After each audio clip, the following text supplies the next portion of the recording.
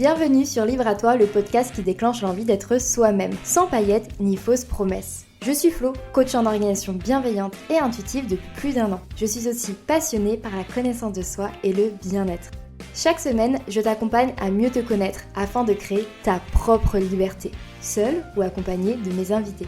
Je souhaite que tu puisses avoir toutes les clés en main pour réaliser tes rêves et vivre dans le plaisir et la sérénité au quotidien. Je t'invite à t'abonner dès maintenant pour ne pas manquer les prochains épisodes. Hello à toi, je suis trop contente de te retrouver dans cet épisode où je vais dans un premier temps te partager mon histoire avec l'organisation afin de t'expliquer pourquoi elle a une place aussi importante dans ma vie. Et ensuite, je pourrai te partager ma vision de l'organisation aujourd'hui pour t'aider à savoir si celle que tu as te convient vraiment.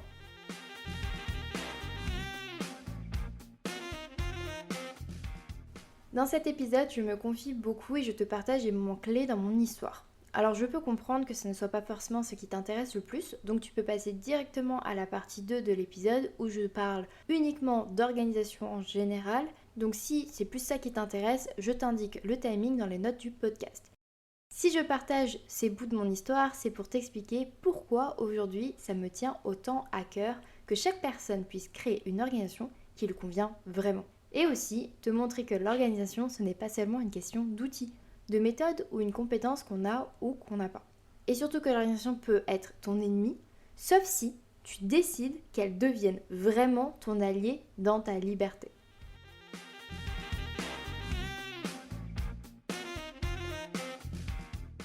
Alors, on va commencer dans mon enfance, je dirais entre mes 6-7 ans jusqu'à mes 11 ans. J'adorais créer des petits événements, j'avais des grands rêves de grands restaurants luxueux, d'organiser d'immenses fêtes. Bref, j'avais des paillettes dans les yeux dès que je pensais événementiel et hôtellerie de luxe. Et donc, j'avais envie de m'organiser pour pouvoir y arriver déjà à cet âge-là. Et surtout, je mettais en pratique. Je me rappelle aussi, encore plus jeune que je pense mes 6 ans, j'avais vraiment à cœur de créer des spectacles, des petits événements. Et peut-être que vous aussi, c'est des choses que vous faisiez. Mais moi, vraiment, c'était hyper important pour moi aussi que tout se passe bien. J'avais vraiment besoin que tout soit organisé. Je me rappelle encore que je cherchais à mener à la baguette ma grande sœur pour que tout se passe comme je l'avais imaginé dans ma tête. Que ce soit le début, l'accueil, j'écrivais comment ça allait se passer ou j'imaginais. Et j'écrivais même des pièces qu'après je cherchais à présenter à ma famille. Et j'avais une attente énorme de moi-même et surtout un besoin énorme de reconnaissance. Enfin bon, ça c'est un autre sujet. J'avais envie de devenir une grande chef cuisinière quand j'étais vraiment très jeune. Et quand je cuisinais, je m'organisais, je faisais des plannings. J'écrivais sur des papiers l'étape 1, l'étape 2 et j'accrochais ça dans la cuisine. J'utilisais l'ordinateur pour imprimer des menus, que tout soit bien écrit, tout soit bien préparé. Enfin, quand je me lançais dans un projet, je faisais pas du tout les choses à moitié. Et c'est encore le cas aujourd'hui. Mais surtout, je me mettais une pression de fou, même très jeune, pour que tout fasse pro, pour que tout soit parfait. Et tout ça, ça sortait de ma tête. Je me rappelle pas spécialement que je cherchais à avoir des informations ailleurs ou que je cherchais dans des livres ou quoi, comment faire. Enfin, pour moi, c'était évident qu'il fallait être organisé pour créer des événements. Je faisais des listes, je me fixais des objectifs, je planifiais dans le temps. J'ai eu très jeune une conscience du futur et surtout, je me visualisais beaucoup plus dans le futur que dans le présent. Donc, tout ce que j'imaginais, il fallait que ça se passe de la même manière. Et ça a été quelque chose qui a été très dur pour moi de comprendre que ce que j'imaginais dans ma tête, comment le futur allait se passer, et ça se passait pas du tout de la même manière dans la vraie vie. Je me rappelle encore de moments où je le vivais très très mal, où j'étais en pleurs parce que ça s'était pas du tout déroulé comme je l'avais organisé, comme je l'avais planifié, comme je l'avais imaginé.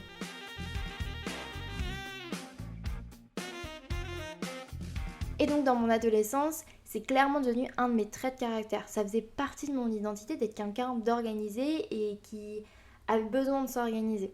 Et je m'y suis beaucoup accrochée comme si, en fait, si on me retirait ça, on me retirait une part de mon identité. Parce que mon adolescence, ça n'a pas forcément été facile tous les jours et donc j'avais besoin de m'accrocher à quelque chose. Et même si ça me faisait pas toujours plaisir d'être catégorisée comme la nana organisée, mais du coup limite psychorigide et qui avait vraiment besoin de tout contrôler. J'étais consciente que c'était pas forcément hyper positif, même si les gens étaient bien contents de pouvoir me trouver pour que je puisse les aider dans leur planning de révision, etc. En tout cas, j'ai toujours été reconnue et connue pour mon organisation. J'ai aussi toujours eu la sensation d'avoir des responsabilités, de devoir avancer et qu'il fallait que les choses soient bien faites et bien organisées pour qu'elles fonctionnent. Comme je disais, j'ai vécu des choses pas très simples pendant le collège. Et donc pour passer cette période où je n'avais le contrôle sur rien du tout et tout ce qui m'arrivait vraiment me tombait dessus et je ne pouvais pas l'anticiper, et bien derrière je me suis créé une carapace où l'idée même de perdre le contrôle était juste impossible pour moi. Donc je suis devenue de plus en plus sévère avec moi-même, sur ce que j'attendais de moi, sur ce que je devais faire pour réussir et comment je devais le faire.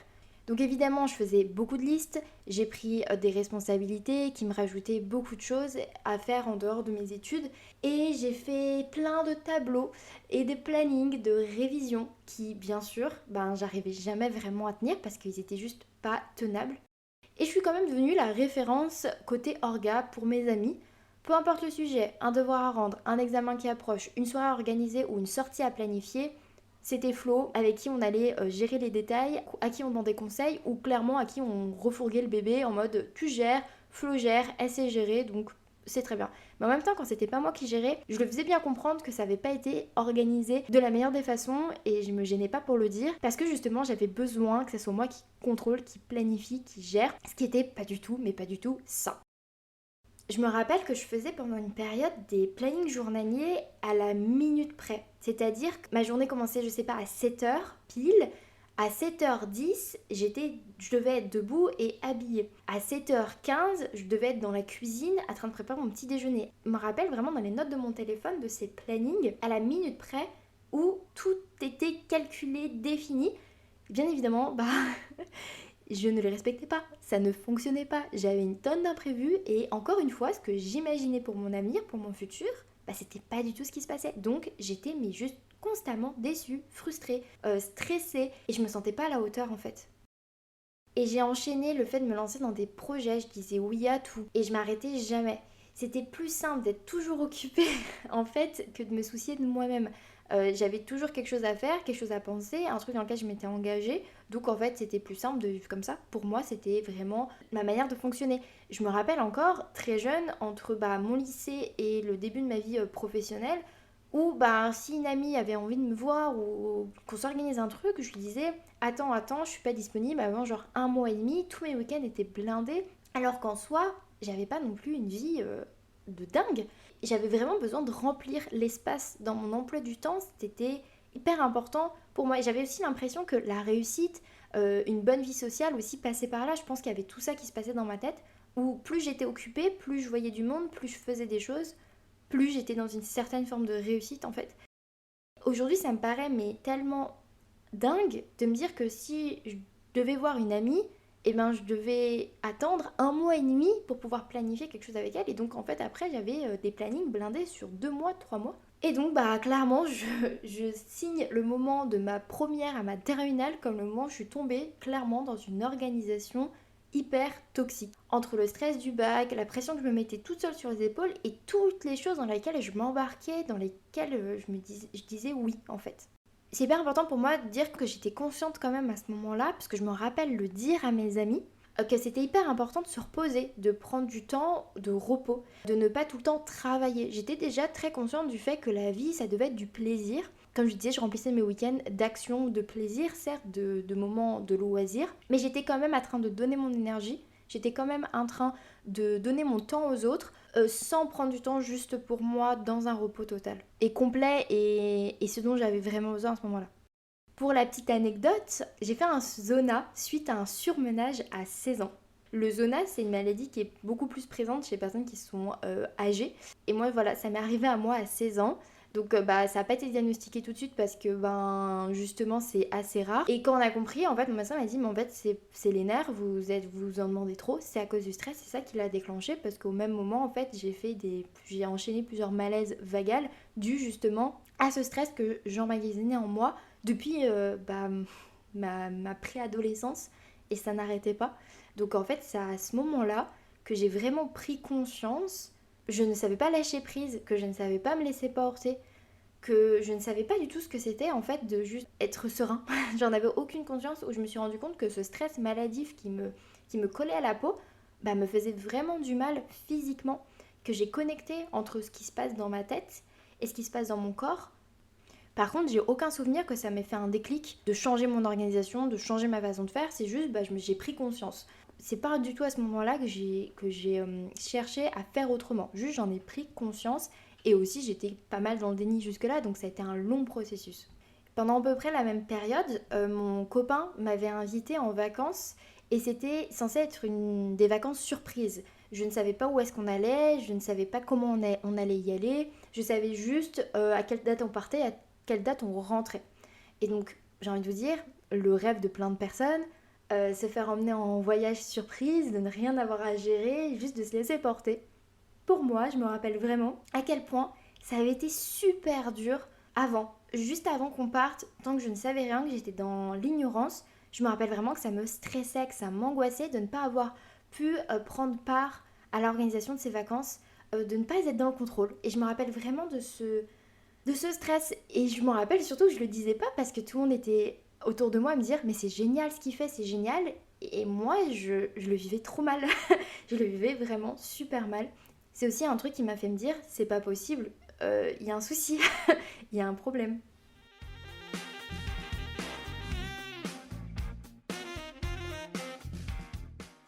Donc bon, bref, les années sont passées, le bac aussi, et j'ai eu mes premiers boulots. J'ai été aussi au chômage pendant un long moment, j'ai un peu alterné boulot, chômage, boulot, chômage.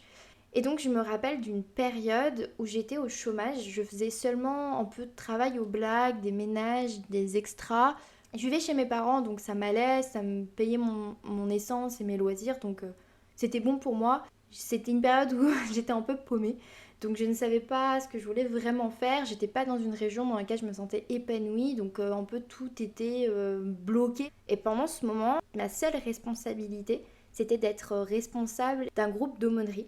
Et à part ça, je n'avais pas grand chose d'autre à gérer, j'avais pas beaucoup de responsabilités sur les épaules. Et pourtant, c'est l'un des moments dans ma vie où j'ai eu l'impression de n'avoir jamais le temps de rien. Je courais après le temps tout le temps.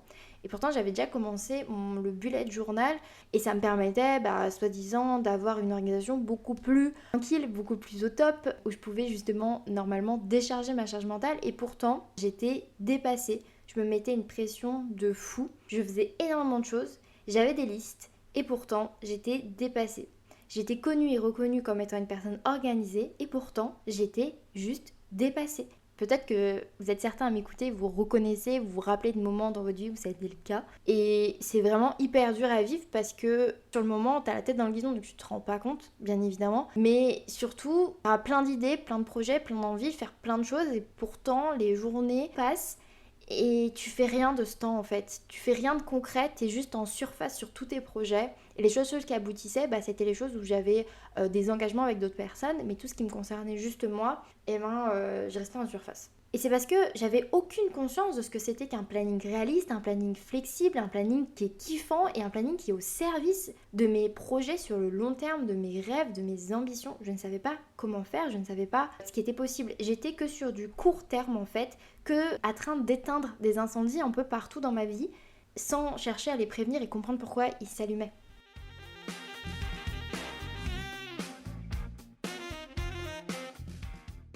Bien sûr, j'ai envie de préciser quand même que l'organisation jusque-là dans ma vie, elle n'a pas eu que des répercussions négatives, c'est évident. Elle m'a beaucoup aidée justement à garder une structure de vie pas trop nulle pour ne pas déprimer quand justement j'étais dans une période où j'étais paumée et je savais pas trop ce que j'allais faire de ma vie. Donc ça m'a permis le fait d'avoir quand même plein de choses à faire, de me lancer dans plein de projets, de dire oui à plein de choses, ça m'a permis de toucher à beaucoup de choses, de rencontrer du monde et ça m'a aussi beaucoup aidé dans mes différents postes, dans tout ce que j'ai pu faire comme travail salariat avant de créer mon entreprise. Ça m'a énormément aidé bien sûr parce que justement quand tu es quelqu'un d'organisé, on s'entend dans ce type d'organisation, les employeurs ils adorent ça, ils trouvent ça hyper cool et ça m'a permis parfois de faire la différence, d'amener beaucoup plus de structure dans les établissements où je passais, etc.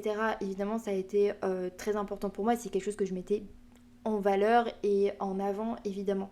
Ça m'a aussi beaucoup aidé quand je suis partie en voyage en sac à dos à plusieurs reprises car j'avais tout planifié et organisé pendant des semaines grâce à un tableau Excel. Je gérais la gestion de mon budget sur ce tableau, j'avais fait aussi tout mon itinéraire et tous les lieux à visiter, ils étaient bien évidemment hyper bien répertoriés dans mon bullet journal. Alors, qu'est-ce qui s'est passé concrètement pour que j'ai ce déclic et que tout change et que je devienne coach en organisation bienveillante et intuitive et que je prône le fait de s'écouter et de se mettre en priorité? Eh bien, je pense que en faisant cet épisode, j'essaie de vraiment retracer tout mon parcours et je crois que l'un des premiers game changers, c'est quand je suis partie en voyage sur un autre continent à 19 ans avec mon chéri. L'année suivante, je suis partie toute seule, un mois, un petit peu plus d'un mois, dans les pays d'Europe du Sud-Est. Vraiment, le voyage, ça m'a appris à faire avec les imprévus. Ça m'a appris à me délester de beaucoup de stress lié aux autres aussi. Ça m'a appris à m'organiser en écoutant beaucoup plus justement ce dont j'avais envie de faire aujourd'hui parce que quand tu n'es qu'avec toi-même et qu'il n'y a que toi qui décides où est-ce que tu vas, à quelle heure tu vas manger, qu'est-ce que tu vas faire, à quelle heure tu vas te coucher, etc. Et qu'en fait, tu n'as plus du tout de pression liée en fait à la société et à d'autres engagements, eh bien ça te force à t'écouter et à te demander ce que tu veux vraiment. Je me suis beaucoup adaptée, j'ai aussi appris à ralentir parce que des fois je passais 7 heures dans un train juste pour profiter d'une destination pendant un jour et demi, 2 jours. Et donc ça me faisait réfléchir à mes priorités. Ça m'a permis aussi de me retrouver juste avec moi parce que quand tu passes autant de temps seul dans un train, c'est juste avec moi et mes pensées. Donc c'est là aussi j'ai fait beaucoup de journaling. J'écrivais énormément sur ce que je ressentais, sur ce que je vivais. Et aussi j'ai pris conscience de ce qui se passait beaucoup plus dans mon corps parce que je me rendais compte à quel point mon corps pouvait être un frein pour ce que j'avais envie de faire parce que je vivais avec une maladie qui n'était pas encore diagnostiquée et qui me faisait vivre des douleurs qui n'étaient vraiment pas du tout agréables. Et c'est fou à quel point ça me pesait. Mais vu que c'était quelque chose que je savais pas ce qui se passait, je mettais ça dans un coin et j'essayais de pas trop m'en préoccuper, clairement. Parce que personne n'avait trouvé ce que j'avais. Et puis fin 2019, j'ai été diagnostiquée de l'endométriose. Ça m'a mis une claque. Là, si je vous explique ce que c'est, le podcast va durer vraiment beaucoup trop longtemps. Donc tu peux aller googliser si tu veux. Mais je pense que j'en parlerai dans un épisode focus là-dessus où j'inviterai peut-être d'autres personnes qui sont atteintes de cette maladie à venir en discuter avec moi. Je pense que ça peut être hyper intéressant. Dis-moi si ça peut t'intéresser. Enfin, ce que je voulais dire, c'est que à ce moment-là, je me suis mis à vraiment beaucoup plus faire attention à ce que mon corps était capable de faire. Et je me suis rendu compte que juste, je lui en demandais trop. Et c'était pas un manque de productivité ou de motivation, un manque d'organisation, c'était surtout de la fatigue chronique due à ma maladie et plein d'autres symptômes qui venaient me casser le moral. Et c'était pas ma faute. Juste maintenant, il allait falloir que je construise ma vie avec ça et plus contre ça. Je t'en parlais dans l'épisode numéro 1 et ça m'a vraiment fait un électrochoc qui m'a permis de me remettre les pendules à l'heure. Et pendant des mois et des mois, j'ai choisi de ralentir, de penser autrement, de mener mes projets, certes, mais en cherchant à prendre en compte tous mes besoins et pas juste mes envies. J'ai compris que tout ce que je lisais et entendais sur l'organisation depuis des années, c'était incompatible avec moi. Et si c'était incompatible avec moi, pourquoi est-ce que ça devrait l'être avec les autres? Et c'est là que j'ai eu le déclic.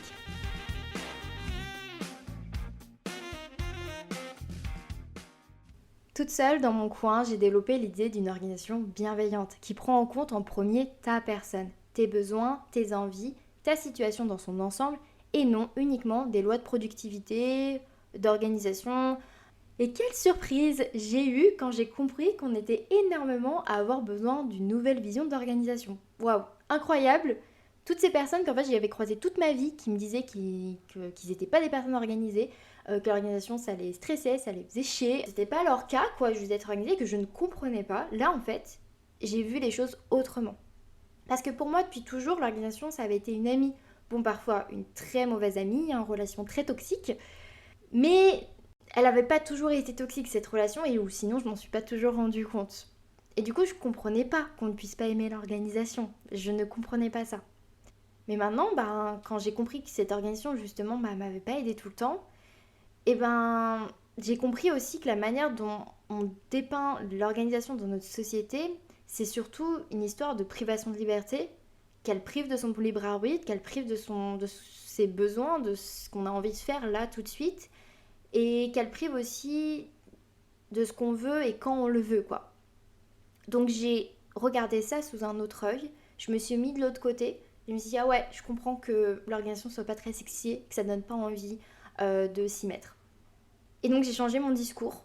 J'ai cherché à mieux comprendre toute cette notion, d'où ça venait et pourquoi est-ce qu'on avait cette idée-là. Et donc j'ai commencé à parler de ma vision, ma nouvelle vision, bien évidemment, d'une vision totalement différente que celle que j'avais eue pendant tout le début de ma vie.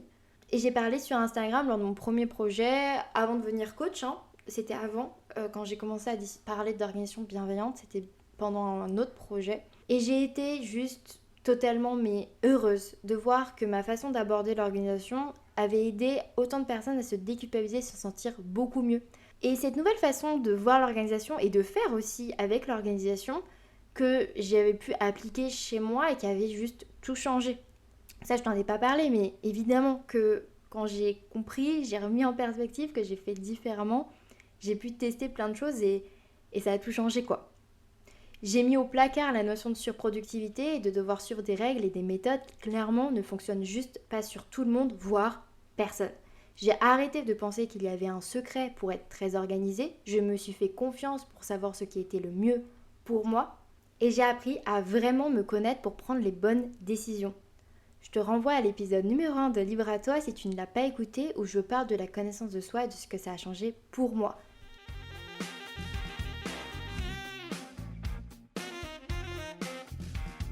Je te partage les explications que j'ai écrites pour transmettre ma vision à mes clients. L'organisation bienveillante, c'est ne pas se juger, ne pas se mettre la pression, ne pas se comparer aux autres et accepter sa situation sans chercher à la transformer du jour au lendemain. C'est être conscient de ses limites et de ses forces pour avancer sereinement. L'organisation intuitive, c'est être à l'écoute de son corps, son esprit, de ses besoins, de ses désirs, se laisser l'opportunité d'être flexible, vivre une vraie connexion entre ce que tu aimes et ce que tu fais en conscience. S'autoriser aussi à changer d'avis et modifier son quotidien. Avoir une organisation vraiment faite pour soi, c'est avoir un rythme de vie, des outils d'organisation et un état d'esprit qui enrichit constamment sa propre connaissance de soi. Elle s'adapte facilement à ta situation du moment et permet de créer une meilleure gestion de ton temps et de ton énergie quotidiennement. C'est également super important pour moi que ton organisation soit source de plaisir, qu'elle t'apporte de la joie et de la satisfaction au quotidien. C'est de cette façon que tu te rendras compte si oui ou non elle te convient, au-delà même des résultats que tu atteindras dans tes projets. J'expérimente tous les jours cette vision, j'essaie de l'appliquer dans chacune de mes sessions d'organisation, dans chacun de mes projets, car oui, je suis tout autant dans la bienveillance avec les personnes qui partagent mon emploi du temps, et je fais attention à être dans la compréhension des besoins de chacun pour que chaque rendez-vous de collaboration se passe au mieux. Mais je travaille encore sur plusieurs points, comme le lâcher prise et le fait de ne pas culpabiliser quand je ne termine pas ma to-do list. Mais j'avance et c'est ça le principal. Une organisation bienveillante et intuitive, c'est une organisation qui va peut-être changer tous les jours, qui va s'adapter énormément. Donc ne te mets pas la pression pour que tout de suite maintenant, tu aies une organisation idéale, parfaite, sur mesure. Ça prend du temps et ça demande pas mal d'étapes en amont. Mais quand tu y arrives, c'est incroyable. J'ai pu voir chez mes coachés des transformations de dingue. Quand simplement elles ont accepté que l'organisation était là pour les soutenir et non pour les contraindre. Que l'organisation, elles en faisaient bien ce qu'elles en voulaient. Que ce qu'elles choisissaient de mettre derrière ce mot leur appartenait. Elles ont pu se sentir beaucoup plus fières d'elles, beaucoup plus confiantes, beaucoup plus sereines et se libérer d'une pression qui n'était pas juste pour elles. Et je dis elles parce que j'ai eu majoritairement des femmes, mais je me rappelle aussi d'un homme à qui j'avais fait des séances gratuites au tout début de mon activité, pour qui il y a eu une vraie libération, un vrai éveil, quand juste il a accepté qu'il ne fonctionnait pas comme dans un bureau et qu'il avait besoin de gérer ses horaires de travail totalement différemment que ce qu'on lui avait toujours appris toute sa vie.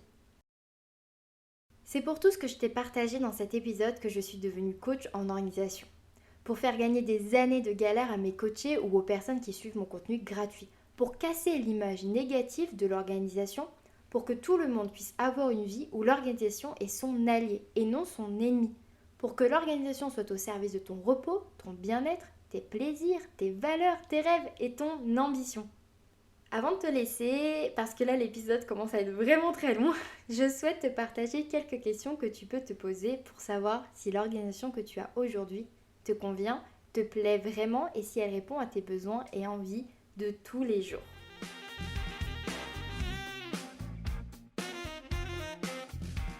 C'est parti. Est-ce que tu aimes ouvrir ton support d'organisation le matin, le soir, peu importe? Est-ce que tu aimes l'ouvrir? Cliquer dessus ou ouvrir ton carnet. Est-ce que tu aimes t'organiser? Est-ce que tu es satisfait ou satisfaite à la fin de tes journées? As-tu la sensation d'avoir une charge mentale trop pesante, qui te prend beaucoup trop de place et qui t'épuise? As-tu la sensation d'être dépassé constamment, de courir après le temps, de ne pas avoir le temps?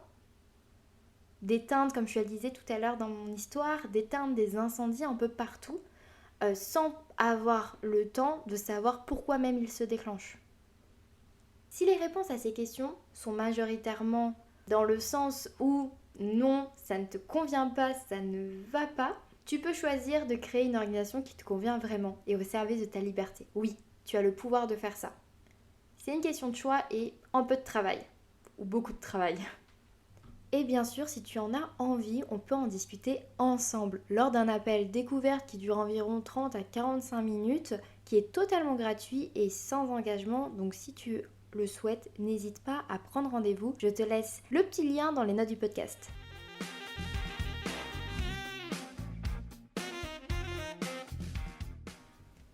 Je suis juste trop contente d'avoir enregistré cet épisode. Ce n'était pas du tout un travail évident de retracer toute ma vie sous le prisme de l'organisation parce que, comme tu l'as compris, ça a eu une place très très importante tout au long de ma vie et c'est pour ça qu'un jour, juste comme une évidence, il fallait que je devienne coach en organisation, quoi. Mais il y a certains trucs qui me font encore un peu mal, qui me ramènent à des sentiments pas forcément hyper positifs et surtout...